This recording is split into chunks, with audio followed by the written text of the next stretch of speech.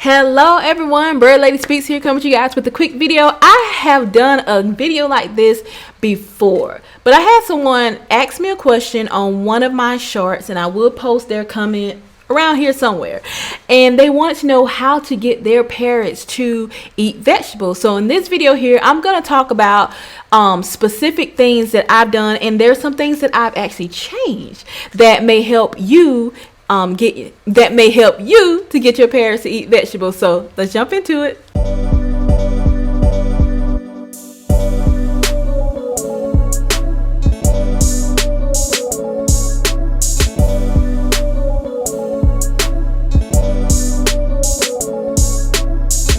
Thank you so much for stopping by my channel. If this is not your first time, welcome back. If this is your first time, welcome.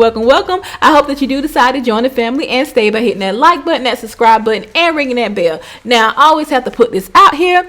This is a very diverse channel. I talk about all types of things on this channel, from lot care to gardening, true crime, history, whatever I feel like talking about that day, that's what I'm going to talk about. But I try to keep everything centered around parrots mostly. So if you are here for the parrot only videos, make sure you do subscribe. Make sure you turn on the notification bell so you will not miss when I post a parrot centered video.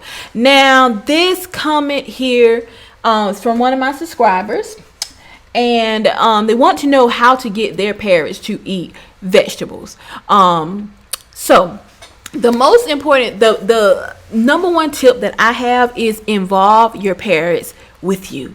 One thing about parrots is they want, especially if you have like a parrot like a cockatoo that's very clingy, even my son, they want to be involved. They want to eat what you eat. If they see me eating anything, they're coming. I don't know if you were in the live when I was eating some applesauce, and Casper just snatched my spoon from me because he wanted to engage. He wanted to eat what I was eating. So a really good way to get your parrots to eat vegetables is to involve them in what you're eating, and maybe not even offer it to them, but put a plate down full of vegetables and just pick off of it. Let them come and explore and eat. And you will be surprised at how quickly your parrots will begin to eat the things that they wouldn't eat before, just because you're eating it with them or they are eating it with you. Trust me, it works.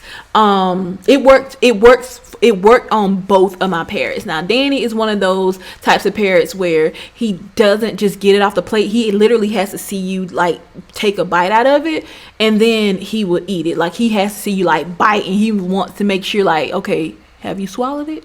All right, I'll eat it now. And just test. I can't stress it enough. Test. Just because your parrot isn't eating vegetable, it may just not be that it doesn't like the taste, but it may be that your parrot doesn't like the temperature of it. Now, one thing about Casper, he likes warm foods.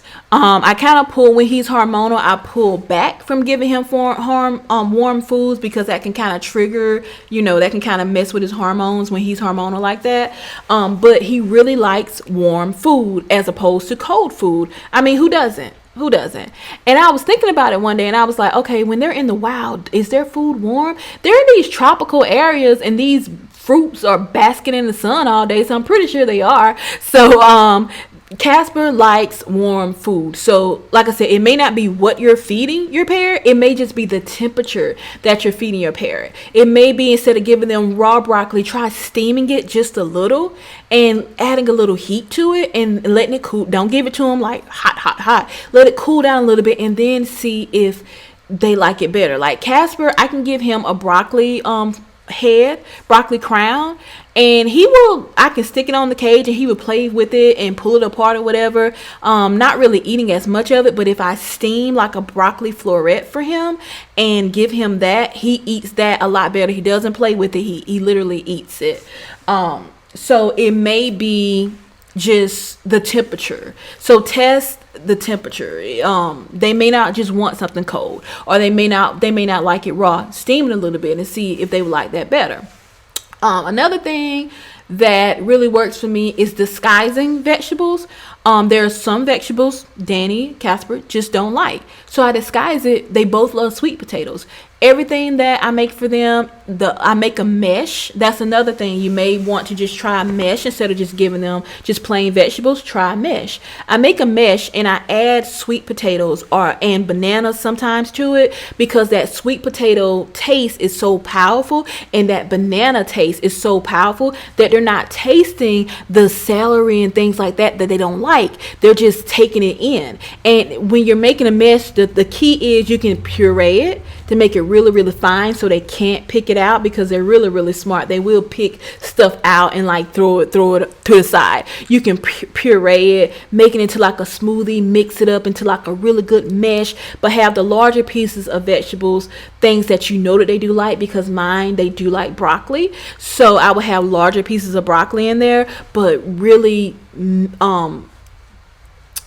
like pureed carrots and pureed celery, because I know that Casper doesn't like carrots. I know he doesn't like celery. So I will puree that and mix it up in that mesh, but still have those large clumps of the vegetables that they do like. So a good way is to disguise the vegetables with something healthy, something else healthy that they do like. The best thing that I would recommend is Bird Street Bistro. Bird Street Bistro is everything. What I do, it's really, really simple. You can get it from Chewy. I ordered the variety box from Chewy, and I was like, well, maybe they may not like this one or they may not like that one. There was one that they really didn't like. It was I think it was called like Cajun bean. They're not the biggest fan of beans, so I guess that's why. But what I did was, they didn't eat it well that first day, and I had a little bit of sweet potatoes in it. So what I did the next day, I baked another sweet potato, added more sweet potatoes in there, meshed those beans down really, really good so that they couldn't really get the big clumps of beans, and they ate it just fine. They ate it a lot better than they did the day before. So you kind of have to play around with it. But the reason that I say Bird Street Bistro is because it's a really good base. Not saying just feed them Bird Street Bistro. They still need pellets. They still need other things. But Bird Street Bistro is a really good base for what you want to feed your parrots. Like, let me just show you. All right, so this one is the Cajun bean. I don't know if you can see it. Hope you can. Well, all these lights you probably can't see. So this one is the Cajun bean. This is the one that they didn't like as much. And this one has whole grains, red and black beans, quinoa, celery, and bell pepper blended with spicy Cajun seasonings. So if you can see in this, you can see like the big black beans in there. I just had to blend those up and make them smaller so they couldn't pick out the beans, and they ate it fine the next day. And this is a really good base because, as you can see, it has healthy grains in it. It has lentils in it, as well as it has vegetables in it. Now you have the Southern Feast here. Now this one is the Southern Feast. This one is the Southern Feast, and this one has